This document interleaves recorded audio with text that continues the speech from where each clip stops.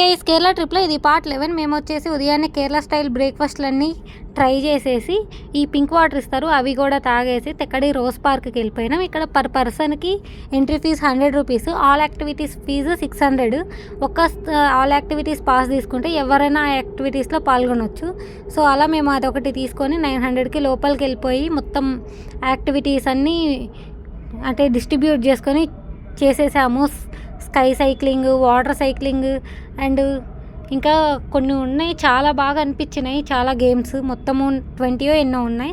అన్నిటిలో మేము వెళ్ళిపోయి మొత్తం అన్నీ ఎంజాయ్ చేసేసి వచ్చేసాము. అండ్ ఇక్కడ నుంచి మా హోటల్ది చెక్అవుట్ చేసి అంటే ఓ హోటల్కి 1100 పడింది మాకు 1 నైట్కి.